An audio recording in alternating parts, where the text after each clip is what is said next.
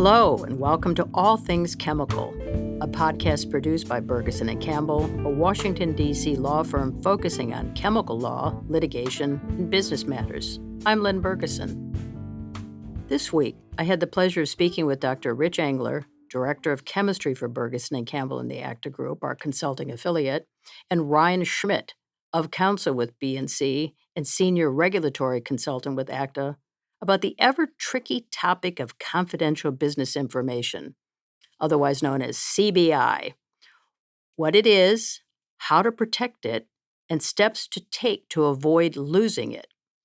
As listeners may know, the protection afforded certain information claimed as CBI begins to sunset today, June 22, 2026, because of changes to TSCA signed into law 10 years ago with enactment of the Frank R. Lautenberg Chemical Safety for the 21st Century Act.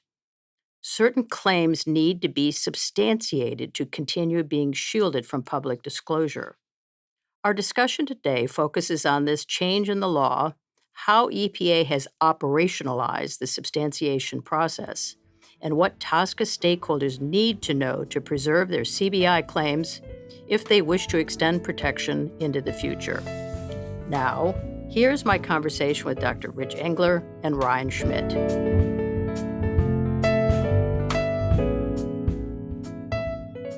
Gentlemen, thank you for joining me in the studio today. I've been looking forward to this discussion. Well, it's always a pleasure to be here, Lynn. Yeah, likewise. Happy to join. Well, as I mentioned in the introduction, we are recording this on June 22nd, 2026, exactly 10 years to the day since the Lautenberg amendments to TSCA were signed into law. Besides it being TSCA's birthday, happy birthday, TSCA, today marks for the first time in history the expiration of certain claims for confidentiality of business information of TSCA. I think for the benefit of our listeners, it would be very helpful if one of you or both of you could walk us through some of the history behind this momentous date and how we got here. Sure. I mean, there is a very long history of TSCA protecting confidential business information, or CBI, that dates all the way back to 1976.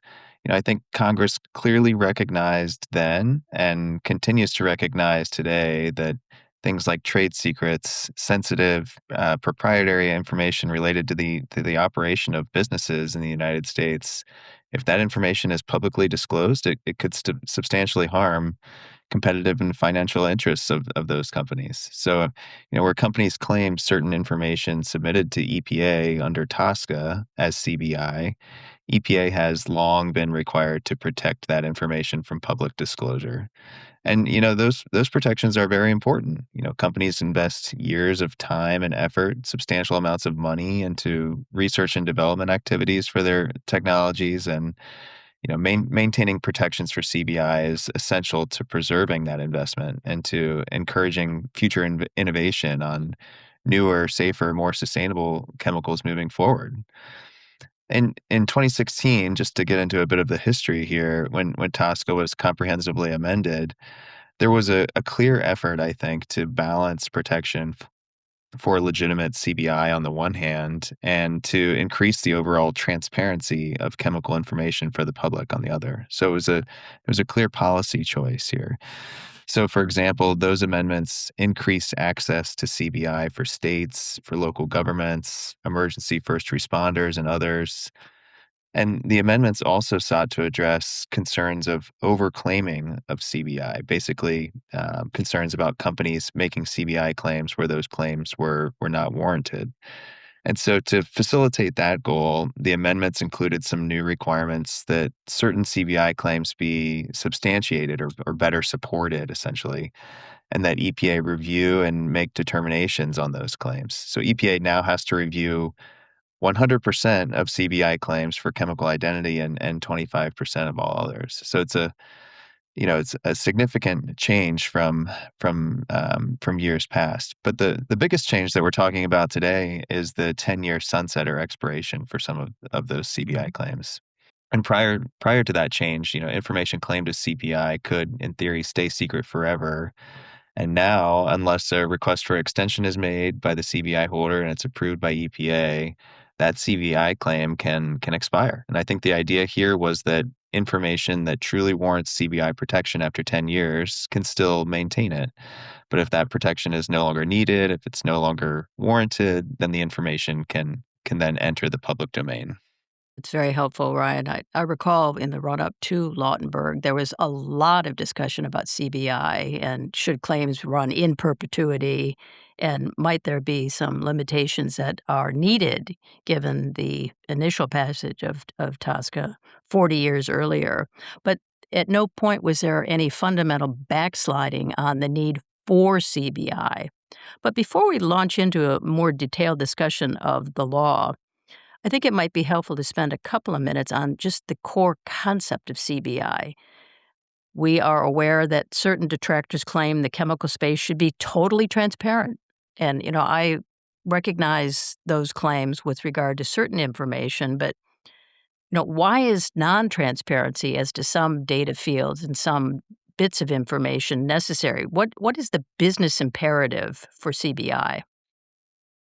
Well, let me start with a familiar example. It's not a Tosca example, but at least it's a familiar one. Uh-huh. If you look at the formula for Coca-Cola, the all the flavors that go into the Coca-Cola syrup, that is one of the most closely guarded secrets in industry, across the economy, and has been successfully protected for over a century. So this has been over 100 years of this very tightly held secret, and it hasn't been disclosed, and it clearly still needs Coke still needs to protect it to protect their competitive advantage. Their competitors cannot duplicate the flavor, and so if that recipe were to be revealed, then somebody could come in with a cheap knockoff and substantially harm Coke's competitive position as being, the favorite, the public's favorite flavor of cola. But so if you look in the Tosca space, it's a little more subtle because there's other aspects that are CBI. But if you just look at chemical identity, we've had clients come in and say, "Hey, my competitor is selling this product, and I don't see it on the inventory." But if it's a complex substance, an unknown variable complex or biological substance, or in some cases polymers, and it's not listed on the public portion, it can be very difficult to suss out how that competitor has the substance listed on the inventory. So there's definitely instances where maintaining a CBI identity can help you maintain a competitive advantage to keep your competitors from entering the market under using the identity that you developed and deployed into the market. Patents can protect some aspects of innovation, but not all. Trade secrets, like the Coke formula, are just, you cannot patent that. And they're critically important for business competitiveness. So you've invested the time and the money to develop a new product, and CBI is critical to recouping that investment. Yeah, I think, there's always going to be a tension between confidential business information and right to know. I mean, that debate where the line between the two exists will always remain. But my view is, for what it's worth, that the Lautenberg amendments was a good step forward in recognizing limitations and putting a little more of a burden on the owners of CBI to periodically corroborate and substantiate why the information should remain secret. So now we're going to delve into the law, which is always fun, especially for nerds like us.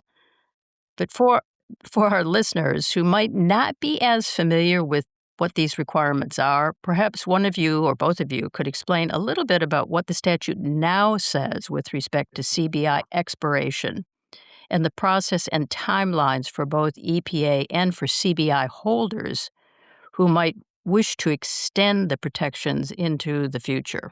Yeah, so I mean, the new statutory language with respect to CBI expiration is at TSCA Section 14E1B, and that provision states that the duration of certain CBI claims submitted after the 2016 TSCA amendments is now limited to just 10 years. And to emphasize, that's 10 years from the date on which the person asserts the CBI claim, not the date by which EPA reviews it or has approved it. And so those CBI claims will now expire after 10 years unless the submitter requests an extension and EPA approves it. And I guess just in terms of the basic process, there are really three main steps. First, the statute requires that EPA provide notice of the expiring claim to the CBI holder. And then second, CBI holders have an option to request that the CBI claim be extended, and they must substantiate the need to extend that claim for a longer period. And then finally, if a company makes a timely extension request, EPA must review and either approve or deny prior to the expiration date.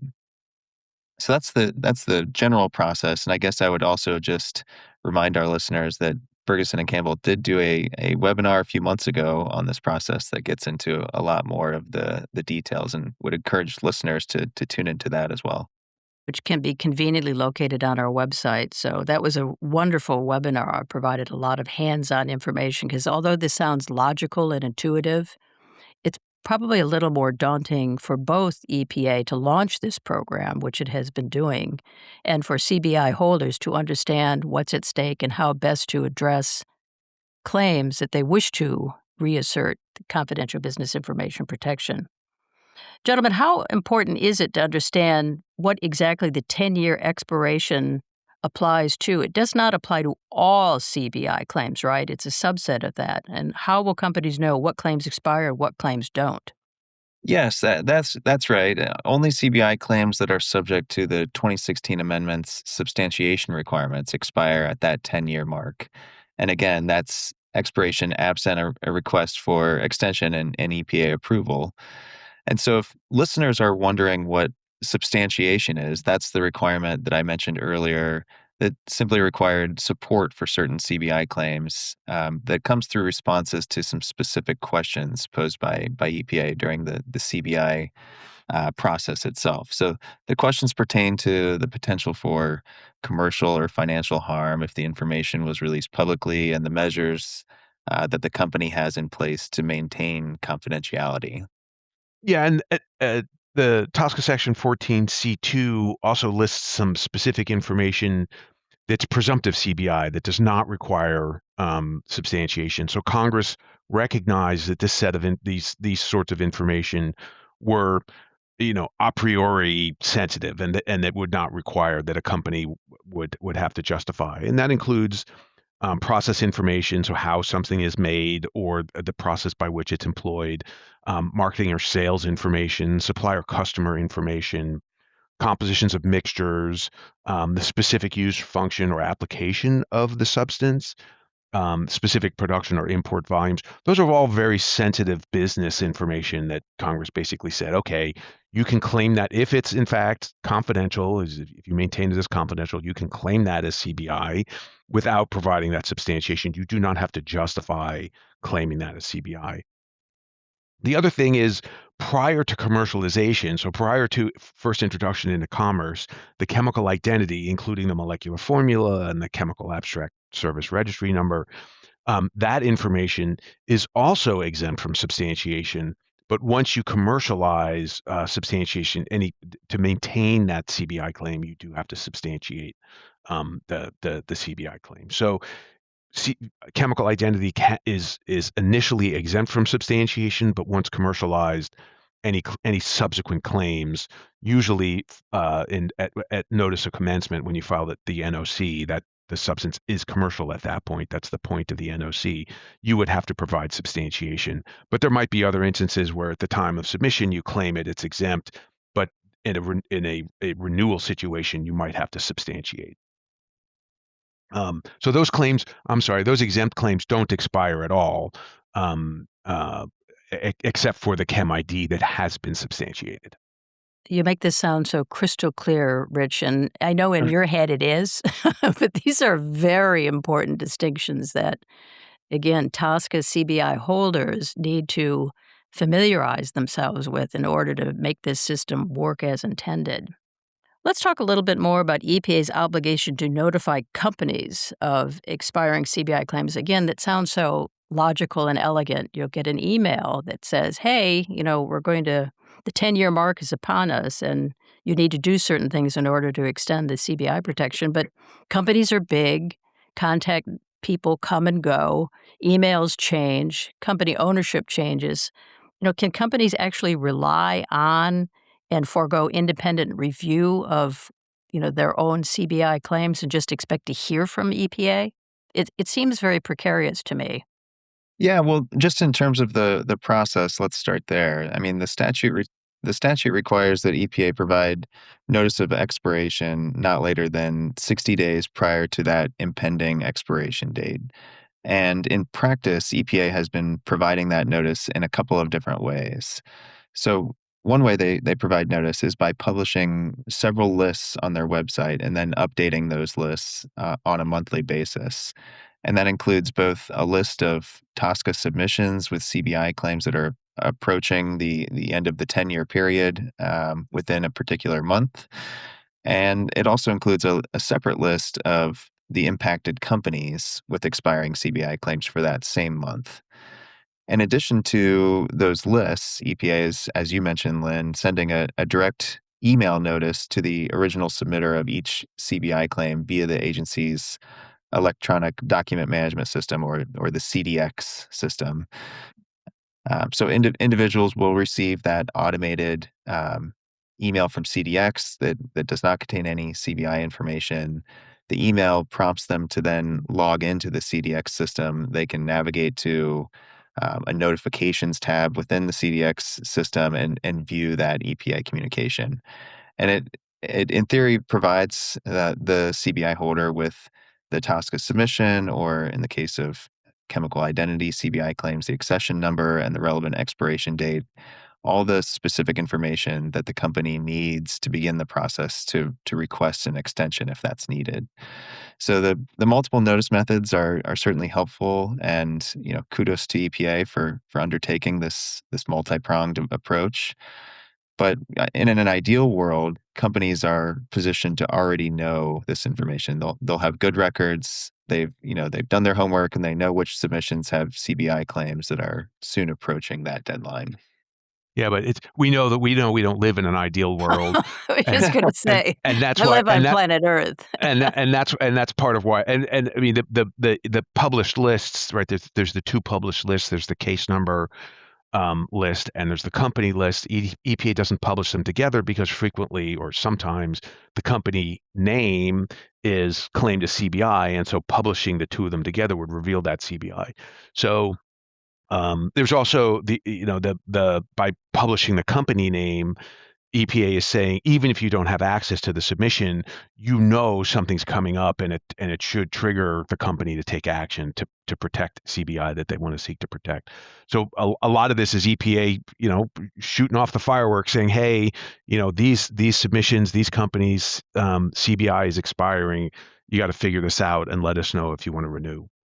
That's helpful, Rich. And Ryan, that's the multiple, notice approaches. Really, EPA's effort has been Herculean here, and we have every reason to believe it will be successful. But we are talking about data submissions that occurred a decade ago. So it's not hard to imagine a scenario where a company does not have pristine records, right, of every submission and every CBI claim from a decade ago. Sometimes Sure. I have a hard time finding things from like a week ago. But for companies who are not already on top of this, is the notification process, in your view, working reliably? I think maybe yes and no, and possibly also it's a little too soon to Too tell. I soon, mean, right? I think if companies have outdated contact information in CDX, that can be a problem. The automated emails that I mentioned are not going to get to the right person here. And the list of impacted companies is very useful, but that requires that someone from the company go onto EPA's website, review each iteration of the monthly list, and figure out whether or not they are truly impacted for that particular month. And same for the list of TSCA submissions. It's useful, but it does require some effort on the part of the impacted companies. They have to have records of their TSCA submissions and understand which ones are on EPA's list, and which ones they have equities in. Yeah, and we've heard from clients about some hiccups. Um, some companies have reported receiving the CDX emails but have no notification in CDX once they log in. And given the generic non-specific nature of the automated email saying, hey, go to CDX, it can be hard to connect that email to a particular submission in within CDX. So we have that instance, and we also have we had a client receive notice of expiring CBI claims for information that was exempt from substantiation. Now, I don't know for sure, but I suspect what that exempt information was put into a field that was not exempt from substantiation, and so the system is saying, "Hey, you had something in this non-exempt field, and that's expiring."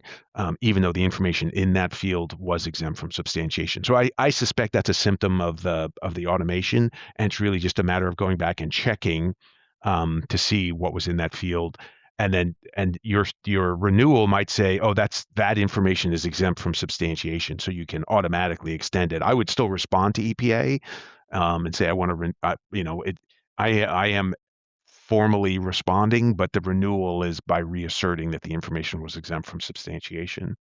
And we just, generally be proactive, right? We're all figuring this out. EPA, as you said, Lynn, they've gone to Herculean lengths to deploy this. They've been working very, very hard in the run up to April when they were starting to issue these 60-day notices.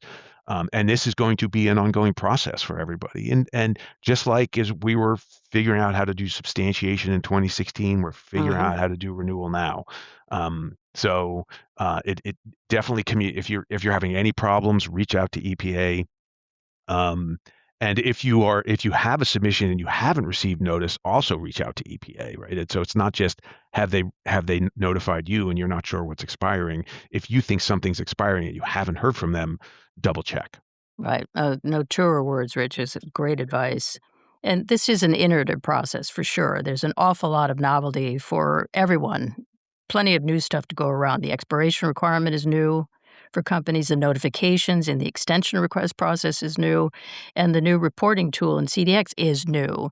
I don't think this is like a gotcha moment for EPA. I think EPA is essentially acknowledging that it is learning and we are learning as we go. But that said, the consequences here are high. The stakes are high. Is it reassuring for companies who are trying to comply or cause for concern? What do you think, Brian? I think that EPA is really trying hard here to take a practical approach. They've tried to streamline the process as best as they can, and they're learning. Yes, just as we all are. But so far, I think that EPA has done a pretty good job in helping companies to comply. So for example, they stood up the new reporting tool in a timely manner. They've hosted a webinar, including demonstration of the new CDX reporting tool, which I think is very helpful. And they've been pretty responsive to requests for guidance and help through their general help email, which is listed on their website. I guess one thing that I would caution, though, is that I think the novelty of this entire process does not mean that EPA can or will provide accommodation outside of the statutory requirements. And so, as both Rich and you have mentioned, it's just so important for companies with CBI interests to prepare and engage in this process in a timely manner. Rich mentioned that we had a number of different hiccups in the process with some of our clients. We had a client attempt to submit a renewal, for example, but encountered a glitch in the submission system. They captured a screenshot to document that error. They immediately reached out to to EPA's CBI group to inform the agency of that error, and the CDX help desk as well. And ultimately, that issue got resolved before the expiration deadline. But it was close, and I think it was pretty stressful for that company. Yeah, and I mean, going back to the practical approach. So, I mean, EPA has set up the system in such a way that you do not have to have access to the original submission to submit a renewal. So if you don't have the passphrase of the original submission, you can still renew the claims from that submission. It may be more of a challenge to review what was in the submission, but at least you can renew those claims. So they have taken I think a fairly pragmatic approach During the rulemaking, we had sort of hoped that they would set up a system that would send an email blast out to more people that are listed on submissions. But ultimately, they decided that, and it may be for system reasons as opposed to rulemaking reasons, but they only notify the submitter.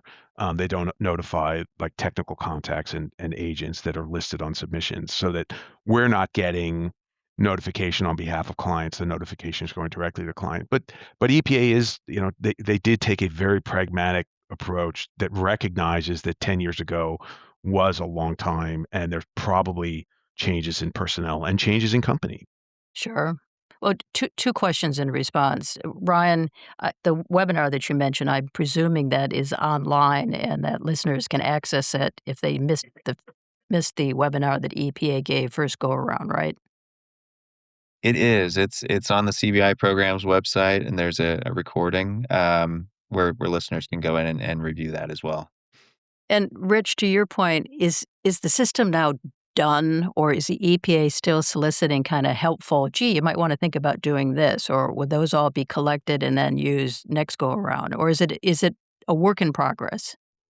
The renewal system, my expectation is that it's done, and the EP will only make changes if bugs are identified. Okay. Upgrades they might do in the future, but I mean, right? There's not a next go around. This is a continuous, ongoing. Mhm. Every day, every week, every month, there's going to be claims expiring, and so you're going to have to stay Forever. on top of it. That's right, forever until you relinquish all your Forever and claims. ever and ever. So there's not, EPA might do some change or upgrade if there's a huge hue and cry, but I think it's unlikely. The system's pretty simple. The renewal aspect of it's pretty simple, so maybe they'll make some tweaks, but I suspect that we'll only see bug fixes. Well, let's say something does inadvertently slip through the cracks at EPA. The horse gets out of the barn. What happens, for example, if EPA doesn't provide timely notice to a company or at all with an expiring CBI claim? What happens? Well, this is a really great question, and honestly, it's uncharted territory. We don't actually know how this situation would play out. EPA's website previously had some language that indicated it would not release information that was subject to expiring claims until the notice and review requirements of Section 14E are met. So these are, EPA's responsibilities, for example, to provide notice to the CBI holder that a claim is expiring. That language appears to have been removed from the website with their last update, but it certainly doesn't mean that EPA is any less obligated to follow those provisions and to follow the law. So it's unclear exactly what would happen if, for example, there was a defect or there was a delay, or if EPA doesn't provide notice at all. But I think that's really all the more reason, once again, for companies to be proactive and to reach out to EPA if they have an expiring CBI claim and they haven't received that notice 60 days in advance. There's the three different provisions. There's the 60 EPA gives 60-day notice, and then the company has 30 days to respond.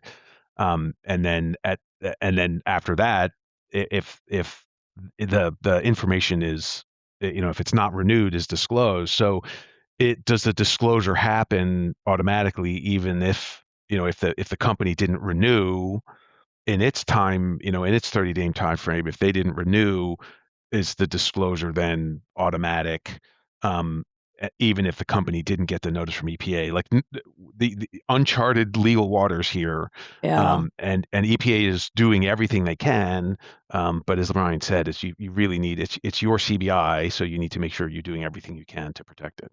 Yeah, and I think that's one of the take-home messages here. EPA is working very hard, but bad things happen to good people, and there has to be a shared responsibility here to, make sure if you have a really important expiring CBI claim to be on top of that, and just don't put the onus on EPA to be in touch or put the notice up on its, electronic portal. There's a shared responsibility here. Let's pivot to the extension request itself. I mean, what do companies have to do to keep their CBI claims from disclosure? What are the requirements for timely submission, and what should companies expect when they log into CDX to complete the form? Yeah, and just to be clear, making the request is something that's optional. A company can always choose not to engage in this process, and its CBI claims will simply expire. And there may be good business reason for the company to allow their claims to expire if they're no longer needed. But for a company that does want to maintain its CBI protections and extend the 10-year expiration date, the statute requires that those requests be submitted, as Rich mentioned, at least 30 days prior to the expiration in order to give EPA time to conduct its review. And I think as we've already mentioned, the request itself must further substantiate the need to extend that expiration period. So all of these requests must go through the new CDX reporting application. EPA is not going to allow paper submissions to be accommodated, even if the original CBI claim submission was done in paper format. And I mentioned earlier that EPA did do a demonstration of the reporting tool that, again, it's available online, and it really is pretty simple, pretty straightforward, especially if you're familiar with the CBI substantiation fields. So the process itself is getting access to that CDX reporting tool and following the instructions from there out. Well, companies with expiring claims have already enjoyed a decade of CBI protection. Is there any whiff, gentlemen, that EPA is going to be suspect that such protections need to continue for another 10 years? Is there a little presumptive bias there? Or it's like, oh, keys to the kingdom need protection. 10 years is the beginning of the journey, not the end. What do you think is going to make a really good, compelling argument for substantiation in this context, particularly if there could be a little bit of credulity floating around in the background? Well, I mean, right, EPA's job is to review. They are required to review Mhm. substantiation claims. So, and they are required to review 100% of claims, whereas the initial claims, EPA was only required to review 25%.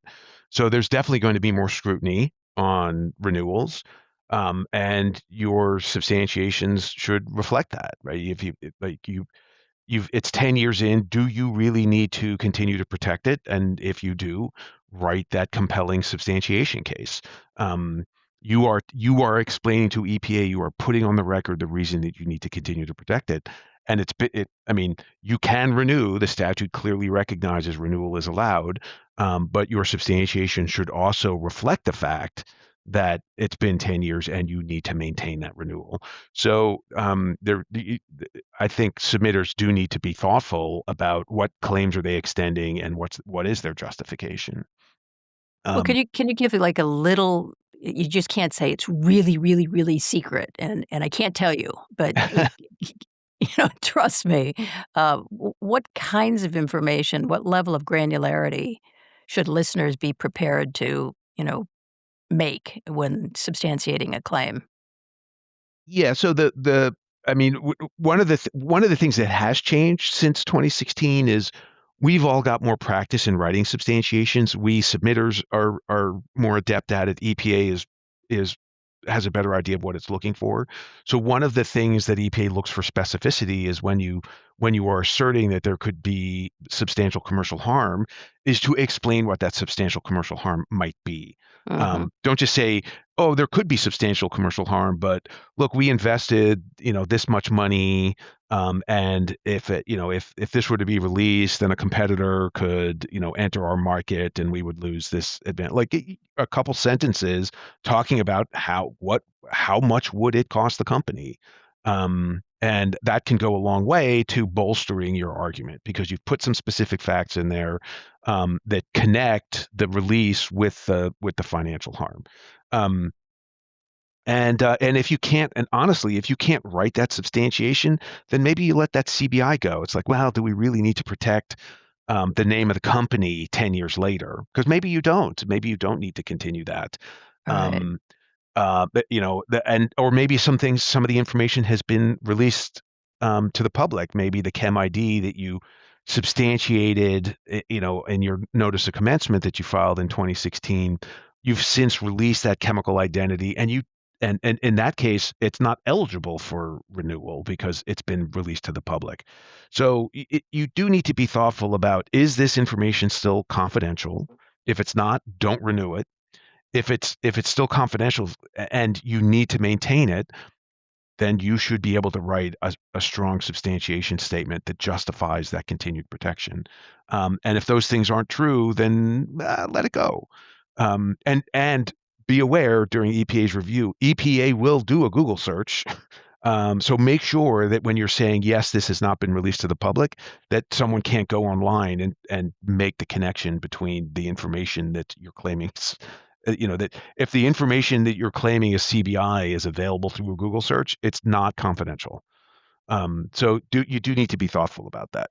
Well, I think in addition to being thoughtful, it also your response, Rich, implies that there's an element of due diligence that is needed, that you might need to do that type of proactive, has this been disclosed, perhaps not intentionally, but if something inadvertently was put on a safety data sheet or in an information bulletin, and if you do a search with or without the help of AI and see that it's all over the internet, I'd rather know that now before Yeah. making the claim that it is CBI.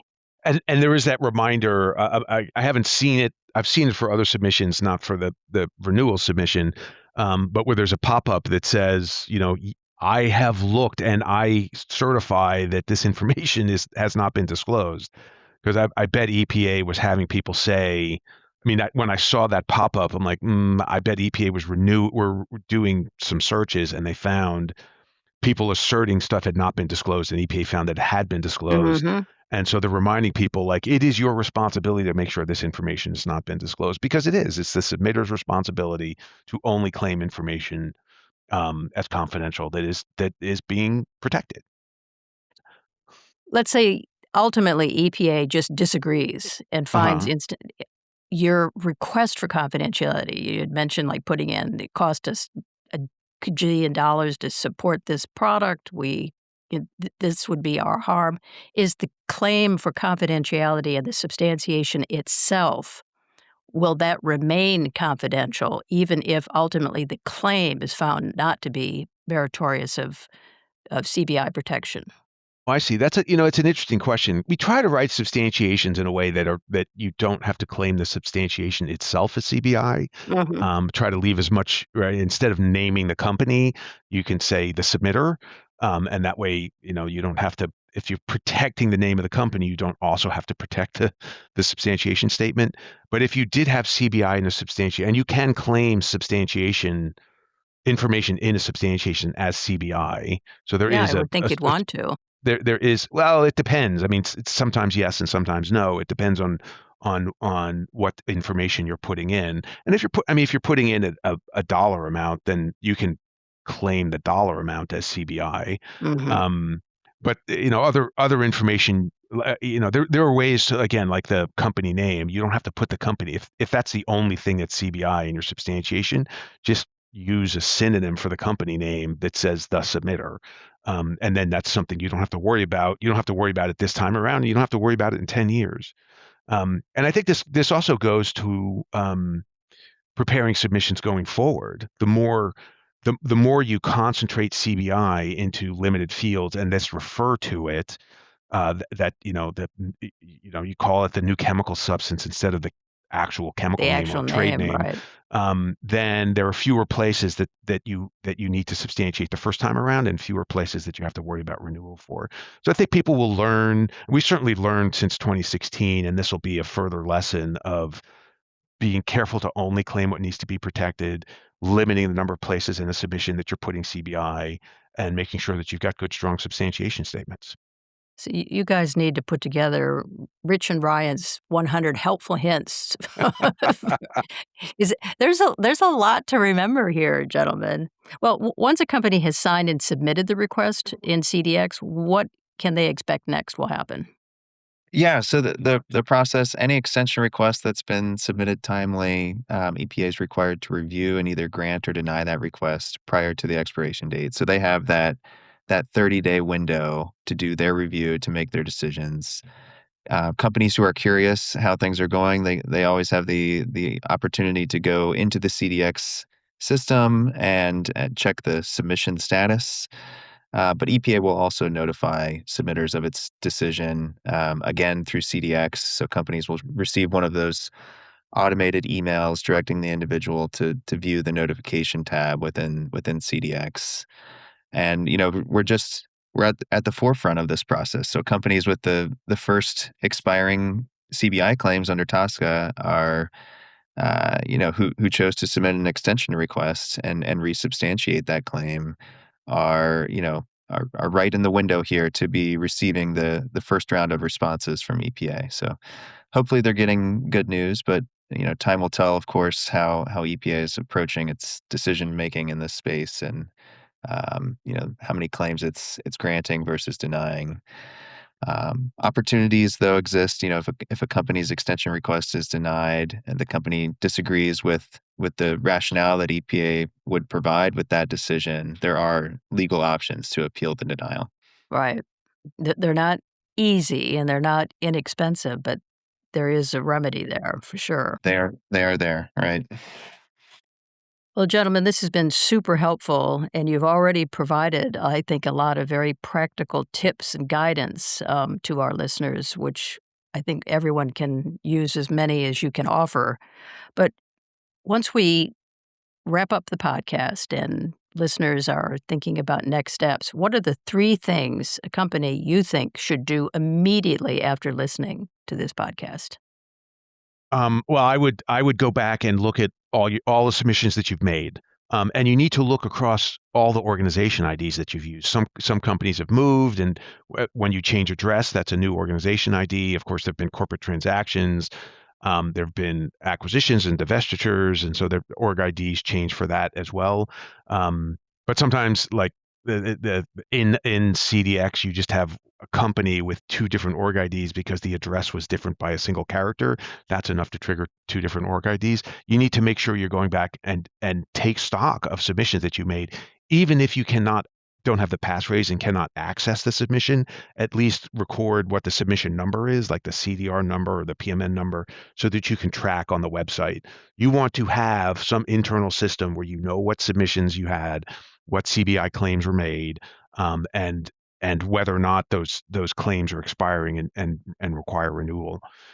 If you do have passphrases, we would suggest that you open up the submission and update the technical contact or agent, and to those you do manually. But when you resubmit, the person who pushes the submit button replaces the previous submitter. So if the original submitter is retired and you've got the new authorized official unlocks the submission, they fix the contact information for technical contact and agent. And then when they resubmit, that new authorized official's name will replace the old submitter. So that just resubmitting automatically updates the submitter information. But we do suggest making sure you got other contacts in there, because if EPA has to reach out, and they've occasionally reached out to us when they haven't heard from the submitter, it's good that EPA's got an up-to-date contact in there. If you've had a corporate transaction, I'm thinking about the 2 large chemical companies that merged and then split up. There was, for a number of years, a common organization that covered all of the submissions that went in that time frame, and those pieces are now in 3 different companies. Those companies need to figure out who is going to, for any claims that were made, substantiation claims that were made during the period where the companies were joined, who is going to go in and do those renewals, because you need to have access to the org ID, and you need to have the passphrases, and that can be managed, but it's definitely something that you're going to need to communicate about to make sure that someone is going back and renewing those claims, assuming that they need to be extended. I don't know, Ryan, do you have any other thoughts? I mean, this is really just such an important topic. It's a provision that I think has been hibernating, for lack of a better word, for the past 10 years, and the long slumber is over. So for TSCA stakeholders, this is really just the beginning of a whole new chapter of TSCA compliance activity, and I think it will necessarily need to become a part of the regular course of business moving forward. Yeah, and if you decide, oh, this is too much work, then maybe there's not substantial commercial harm if it's going to be revealed, and you can limit your CBI claims to the things that are exempt from substantiation, and you don't have to undertake this process. So, right there are ways to manage the information that you need to protect. If it really needs to be protected, you need the due diligence, you need to have the systems in place to track and renew, and if it's not important, then let it go. Yeah, let it go. Well, I think that's critical to the analysis is the company needs to have a forward-looking kind of approach to CBI. What was CBI 10 years ago may or may not be CBI going forward, right? So have a very thoughtful kind of compliance strategy that's premised on a cost-benefit analysis, because institutionalizing this process for large companies in particular, or even, medium and smaller ones, comes with a cost. It needs to be managed, staffed, and monitored to be effective. And if you ever have questions about any of this, the two guys on this podcast are the ones to ask. Rich and Ryan, thank you for a wonderful conversation. You've been super helpful. Lots and lots of wonderful information. I just want to remind listeners, we have plenty of information on our website. Our own webinar is available for downloading. And again, if you have questions, take a deep breath, take a Tylenol or an Excedrin for that almost certain migraine that will develop, and call Rich and Ryan if you have any thoughts or questions. But gentlemen, thank you so much for joining me today. It's super helpful. Anytime, Lynn. Thank you, Lynn.